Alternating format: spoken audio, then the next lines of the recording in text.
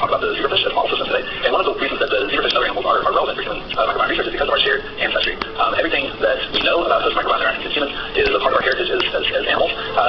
Even from the early stages of animal development, facets of our body plan that we know are important to host microbiome interactions evolved quite early. We got glycoproteins, steroid biocells, and immunity always were present in the common ancestor between fishes and mammals. And because of that, we're able to use model systems like the ones that you're hearing about in the session, because we can learn about how host microbiome interactions have evolved in different animal lineages, but also use evolution as a filter to identify and distill methods of host microbiome interactions that are present in all animals and that were probably of particular importance in human health. So the zebrafish possesses many of the tissues and physiologies that we know are important in microbiome interactions, including an intestine with many of the same possible distal specifications and cell types as the current animals. We'll talk more about that in a minute. Bile, mucus, paracelsus, microbiota, etc. There's also pancreas, liver, and other important tissues that we know play a role in the overall interaction with our microbiome. But as with any model system, there are strengths and weaknesses, which I think are really important to consider when deciding when and where to deploy any model system. In particular, in fish, there are some important bits that are not present, including the stomach, Panna cells, and crypts. And so one needs to choose carefully when deciding which model system to use. So in the zebrafish, there are clear benefits. So as a distinction, the anatomy and physiology in the fish is overall quite similar to what occurs in humans. But of course, there are some differences, right? The fish has limited utility as a model for lung biology, of course, but there's plenty of things that are considered that make it useful. Importantly, the fish is transparent from the early stages of development into young adult stages, and this allows us to look at those microbiome interactions and physiology in general using microscopy with really unrivaled temporal-spatial resolution, which facilitates many different types of studies. The other important thing, similar to chocolate, is that notobiotic husbandry in the fishes is quite simple and a small size. It allows us to do high throughput notobiotic work that costs their order of magnitude cheaper than what's possible in mice and other animals. However, these notobiotic methods were only recently developed. This is an important point. The zebrafish as a model system for this type of work is a relatively young model, and so the community scientists that are using it are a relatively small community, and in many of the methods that are taken for granted, systems like mice are still active areas of research in the fish system. However, the notobiotic husbandry is relatively inexpensive, but one of our growing edges, for example, is developing methods that allow us to grow and increase fish to adult stages. This is something that we're able to do now, but it's something that requires further optimization.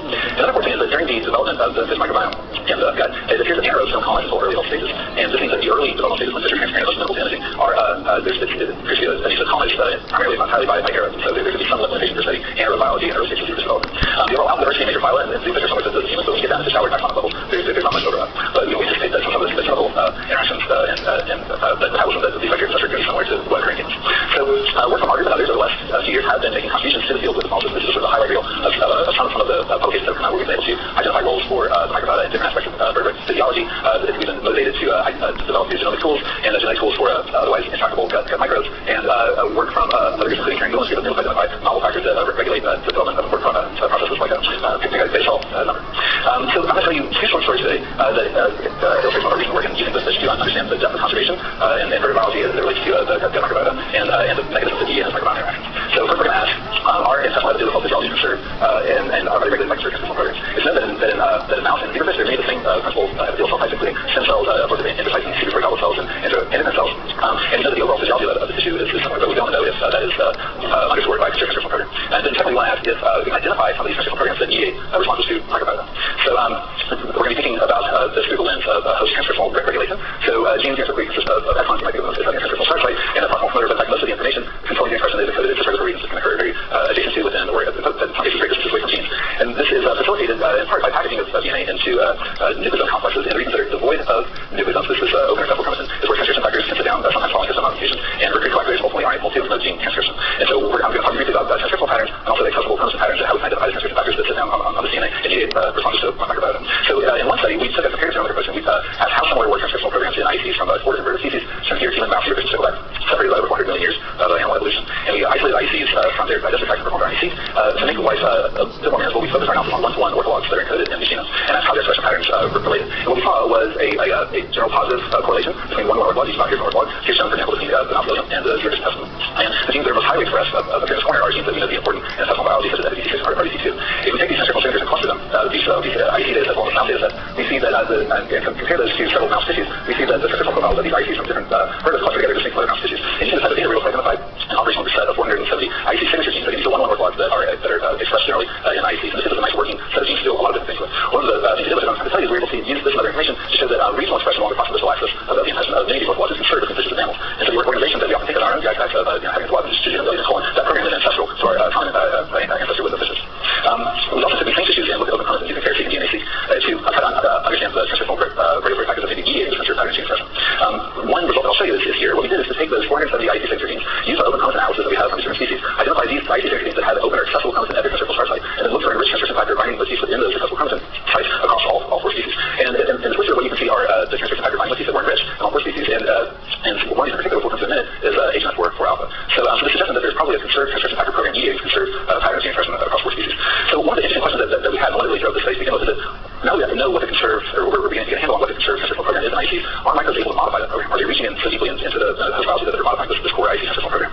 So we previously identified in zebrafish a particular enhancer which was suppressed by the microbiota. And so again, these some we call that this enhancer is suppressed by microbiota zebrafish. And what we reported recently is that this transcription factor H94 alpha, which is one of the transcription factors we think is involved in this core IEC program, activates this enhancer. And so we took a CRISPR-Cas9 synthesis approach and made mutants in H94 alpha, and we're able to show in a reporter system where this is targeted for DFT that in wild animals this reporter is very actively effect, and in mutants that it is suppressing and confirming that this transcription factor is a positive regulator of this enhancer. And what I'm trying to show you is, I'll summarize, is that using these 2 genotypes and raising them under germ colony conditions, and then comparing the host genes that are regulated by microbiota as they're regulated by H94, we're able to show that over 90% of the genes that are suppressed by the microbiota are positively regulated by H94 alpha. So again, microbes are suppressing the activity of the transcription factor which regulates a variety of things across the genome. And this makes a prediction that the microbiota should be reducing H94 alpha DNA binding across the genome. So this is a point in the story where we need to transition out of the zebrafish because currently the availability of the chip-grade antibodies in the zebrafish is very limited. And so because we've been focusing our studies on processes that we believe to be conserved across rigorous, we're able to make this transition into the mouse and ask questions in mice. But to provide a little more context, we're also thinking that this is likely to have relevance for human inflammatory bowel disease. So both H94 alpha and microbiota have been separately implicated in IBD in the past. And for the sake of time, I'll just quickly say that human variant H94 alpha has been linked by GWAS to the ulcerative colitis and Crohn's. IECs that are knockout H94 as intestinal inflammation. Previous studies of DSS bias have reduced H94 alpha DNA binding, and of course we all know that microbiota have a portable IBD pathogenesis. So just in germ-free this mice mouse IECs shows and of course our predictions is that in germ-free animals, genome-wide binding to the genome is much higher than chemical counterparts. So again, microbiota suppressing activity of H94. We then queried the existing data set of 50 data sets of H94 alpha and DSS colitis, and this study has shown that upon DSS treatment, H94 binding genome-wide is reduced. We took the same peaks, the 17,000 peaks that showed that was all DSS, and we found the same peaks were also suppressed by the microbiota in wild-type animals. In other studies that I'm going to show you, we were able to show that human genes that are suppressed in ulcerative colitis and Crohn's are preferentially enriched for predicted microbiota suppressed H94 alpha targets against CSH role in IBD. And in zebrafish H94 alpha has an IBD-like signature, but only when they're colonized with a microbiota. So again, what these results tell us is that the intestinal epithelium in animals has a conserved transcriptional program, which appears to be regulated by conserved transcription factors. And we see that the H94 alpha, this important and very ancient transcription factor, has important roles in IEC development physiology. It's suppressed by the microbiota for our result, and this is an important portion of the suppressive impact of IBD on H94 alpha. It's important to note that these targets also likely have anti-inflammatory roles as well, which we're looking into. An important implication here is that we can use research findings from one animal model and translate them to others, and towards that build translational pipelines towards human health applications. So these are points that I already mentioned before. And I think the critical challenge for the zebrafish model at least is we know how to build disease models and systems for studying processes in the fish, and we need to continue to find creative ways to develop more accurate and scalable models to help address the scale problems that microbiome field is facing. And finally, I'll just point out probably obvious and close this here, and that we can sort of think about the field of microbiome research as having effect on human studies, which of course will have a great health relevance to model systems, where you probably have the best translated mechanism. But similarly, you can study these things at the level of complex ecology with the full microbiome community in an actual setting, and take it down to more simple systems such as antibiotics, where you're able to have a better transcription function. And with that, I will close. Thanks. Thanks, John. Our next speaker is Sharon Donovan from the University of Illinois, and she will talk to us about swine as a preclinical model for human gut microbiome research.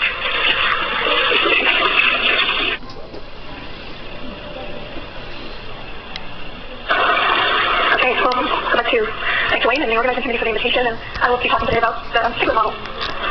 So this is an overview. I'll just talk about some of the benefits of the pig as a preclinical model, what we know currently about the pig microbiome, and then some of the current obstacles. And I have to say, I should win the prize for the cutest model. So there's a couple of really nice figures here. These are the advantages of the pig model, and some of the advantages are human size. They're omnivorous, so we can feed them human types of diets. They're various breeds, relatively short gestation of 114 days. They have relatively large litter sizes, so we can get litters up to 15 and 16, so you can randomize them to different treatments, for example, different diets. I think these are some of the most important high genome and protein sequence homologies with humans. Importantly, there's about an 80% resemblance of immune parameters versus less than 10% with mice. So I think if we're starting to look at host genome interactions and interactions with the immune system, the piglet is a very good model. And also many tools are available with the sequencing of the pig genome. We have a lot more molecular tools. And, so I'm a pediatric nutrition person, so I will have a bit of a pediatric focus on this talk, but I think that we don't really have a lot of good models for neonatal microbiome development. So they're usually artificially reared, unlike mice where you have to do things like cup in a couch when putting catheters. Their intestinal physiology and anatomy is very similar brain development. A limitation is pigs like cows and sheep and other species like that have a poor or acid prenatal transfer of immunoglobulin, so they're completely dependent upon colostrum to get that passive immunity. So I'm just going to take you quickly through some of the benefits, I think, of using the pig model. So we can model mode of delivery very easily, vaginal versus cesarean delivery. We can model duration of gestation, so people interested in the preacher model. My lab does not do this, but there's a number of laboratories that do. You basically set up a little PICU to house your piglets. You can see the term for the pig is about 114 days versus up to 280 days, but the level of viability for the pig is much less. So a preacher pig is maybe 108 to 110 days, which is fairly close to gestation. Also, because of their gut-like chordates, so depending on the location of that embryo in the womb, you can have within the same litter variations in birth weight, so large, appropriate, and small for gestation weight. So you can have litter mates that are genetically similar that you can look at what's the effect of, for example, intrauterine growth retardation. My work being to model the breastfed, the formula-fed, the parenterally fed neonates. I have a colleague at the University of Illinois who's very interested in using the piglet as a model for brain and cognitive development, so has developed a number of MRI methods. And so one of the advantages for the pig is that the timing of peak brain growth is more similar to the human than any other species, including monkey and rat. So you have prenatal and then this peak around parturition. Also because they grow very quickly, so if we look at 50% brain size of 50% of adults, at 1 year of age in the human, we can achieve that in about 5.7 weeks in piglets, and 2 years about 8.5 weeks. So the duration of the studies can be accelerated. So also, Dr. Gilder has developed a number of techniques to actually measure cognitive development. This little piggy has learned this is where his reward is going to be. So we've kind of moved away from this, using things like eye blink conditioning, where they see a light and then they get a puff of air in their eye, and we look at how long it takes for them to anticipate that puff of air, as well as the novel object recognition. And it's important to say both of these have been used across species in monkeys, rats, and are fully translatable to the human instrument. So what do we know in terms of the microbiome? This is a very nice recent review which has reviewed, again, you can see some of the species that we talked about today. And there's the relative advantages and disadvantages for the pigs, as I mentioned, anatomical physiology, developmental stages are comparable to the human infant, generation time, microbiota, I'll show you at the cellular level, at least the community structure is very similar, looking at notobiotic animals. And so one of the advantages, for example, of other species is the genetic tools, but this just came out this week in Science, where I think the advent of CRISPR is going to allow us to do genetic modification of pigs quite easily. And I previously had developed transgenic pigs for overexpressing IGF-1 in milk, and those animals all had to be labeled as transgenic, even if they weren't, and all had to be incinerated. If you do genetic modification with CRISPR, you do not have to label that as a transgenic animal. So it reduces a lot of the hurdles. So just to kind of give you a broad view, I'm reviewing a couple studies in the published literature. This was recently just published a meta-analysis, and so they looked at 20 published studies of 16 S-ribosomal gene sequences. These animals, these pigs were 3 to 24 weeks of age, so typically animals are weaned to 3 weeks of age in most common kind of commercial settings. And they had samples from 10 countries, although 5 sequence types in the U.S. And as we see with other studies, basically, these are the factors associated with community structure, so difference between studies, GI site, age, origin, which hypervariable region we sequence, and the platform all can significantly affect what was reported. So I think this is consistent with what we know in humans and other species. So as we look at this orientation, so these are just samples along the gastrointestinal tract as well as feces. So this is the upper GI, lower GI. These are the 3 most abundant phyla. So you have the Firmicutes, Bacteroides, and Proteobacteria. So if we look at the distal bowel and the colon, our feces, you'll see this very similar to humans in terms of the distribution of the major phyla. And also both the phyla as well as genera, you can see this gradient across the gastrointestinal tract. So in the gastric, in the stomach, mucosa, you'll even see Helicobacter, and then in the lower GI and feces, you see Prevotella, a little bit of lactobacillus Clostridium. So certainly at the phyla level and to some degree at the general level, there's consistency with the human. So basically in all the samples, they found Prevotella Clostridium, Prevotella ruminococcus that are 6-9. These are found in 99% of the fecal samples. And then they also found a set that were shared in 90% of all the samples, regardless of the country of origin, diet, age, and breed. And so they were proposing this as a sort of a core microbiome in commercially reared swine. And I'll support this study, which is another recent study looking at the reference gene catalog. And again, they did metagenomics and found that obviously the metagenome was influenced by these factors that influence the 16S. So the first study was basically post-weaning. This was a study from David Mills' group at UC Davis. So they looked at pigs in the first 7 weeks. So these first bars through day 21 are when they were suckling on the sow. They're then very abruptly weaned, and then these are post-weaning. So you can see in the first 7 weeks, the microbiome, this is the family level, was fairly stable. But then when they're weaned from the sow, they could see increases in Lactobacillus rhamnosus and the Prevotella. So, and again, from the previous slide, these were the ones that were more predominant in the older swine. They also did the metagenomics, and so the blue is the weaning, and the nursing, and the red is the weaned. So what they see after weaning is a large reduction in the proteins associated with lactose utilization and induction in the proteins associated with plant systemic substrates, because most of the time they're weaned onto a corn soy-based diet. So both in the paper, I don't have time to present it, but they went back and attributed these different genes to different taxa. So this is some of the current obstacles, and so as we've heard from many other models, that the pig at a species level, in general level, is not the same as the human. Although I'll show you, the pig is more similar to the human than the mouse, and at the metagenomic level, are also more similar than when we look at composition. So this is a very nice recent paper looking to develop a reference gene catalog for the pig. They did deep metagenomic sequencing on samples from about 287 pigs from France, Denmark, and China, numbers of breeds and a number of farms. They identified 7.7 million non-redundant genes and represent 719 metagenomic species. And I think what's interesting is if we look at the KEGG pathways, so 96% of those in the human catalog were present in the pig. So I think this is showing fairly good overlap between the two species in terms of the KEGG pathways. However, only 70% in the pig were present in the human. And you'll see this in terms of the next slide too. So I think there's good coverage of the human, but there's certainly species and as well as pathways that are in the pig that do not overlap with the human. I think there's a need to better understand that. So this is a figure from the paper. So these were the non-redundant genes, and so basically there was only 0.2% of the genes that were shared by the mouse, the human, and the pig. So a very small proportion. When they looked at what was shared between the human and the pig, it was about 12.62% versus only 1.3% when we compare the mouse and the human. So again, I think it's pointing to the fact that the piglet is probably a better model in terms of some of these aspects than the mouse. So these are looking again at the KEGG functions. So these were present in 90% of the individuals, and they found a little over 3,000 KEGG functions that were shared by the mouse, the human, and the pig. This represented 69% of the pig functions, but 95 and 92% of the mouse. So I think this goes back to our reference databases that, the pig I think is an excellent model, but there's less data available on defining some of these pathways. So again, I think it highlights the consistency of microbiota at the functional level, but suggests a significant set of pig-specific KEGG functions that are currently unknown. And this is some data from my laboratory where we have breastfed infants. So I think this is also another limitation in terms of breastfed infants at 3 months of age and formula fed. At the phyllo level, so you can see there's about 50% actinobacteria in both of these. Pigs, basically, 21-day-old pigs look like adult humans. So there's very little actinobacteria and primarily FTDs and sperm cubes. And again, we see this as the genera. This is all bifidobacteria in the human infant, and there's literally no bifidobacteria in the piglet. So this is a limitation. But we do a lot of studies in the piglets where we will see like a prebiotic